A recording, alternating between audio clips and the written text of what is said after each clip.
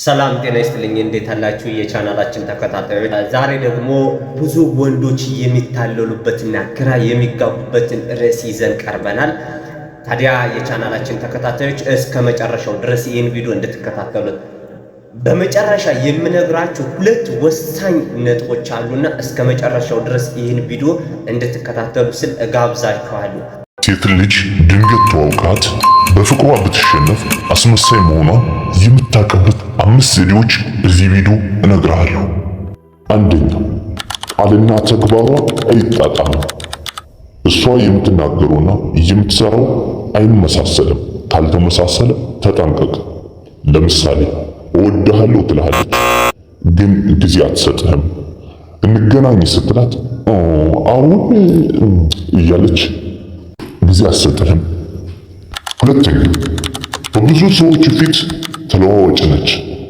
ያ ማለት ከአንተ ጋር ፐብሊክ ቦታ ለመታየት ፍቃደኛ አይደለችም።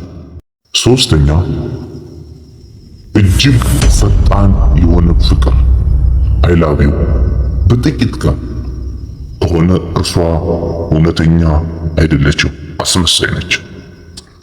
እውነተኛ ፍቅር ጊዜ ይፈልጋልና። አራተኛ፣ ጥቅም ብቻ ታያለች።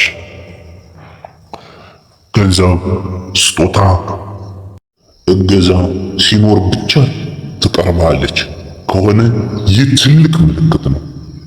ከነዚህ በስተቀር አትቀርብ፣ አትታይህ። አምስተኛ፣ ግልጽነት አልባ ናት፣ ሴክሬቲቭ። ስለ ራሷ አትናገርም፣ ስልኳን ትሸሽጋለች። ስልኳን እንድትነካካ አትፈቅድልህ። ጥያቄ ግን በጣም ትመልስልሃለች። ይህን ምልክት ካየህ እች ልጅ አስመሳይ ነች። በፍጥነት ራቅ ከሱ። ፍቅር ዓይን ይዘጋል ይላሉ፣ ግን አእምሮህን አትስጋ። አንድን ሰው ለማመን ጊዜ ይወስዳል። አፋጣኝ ውሳኔ ግን አትወሰድ። ካሁን በፊት አጋጥሞ ከሆነ ለኔ ኮሜንት አድርግልኝ።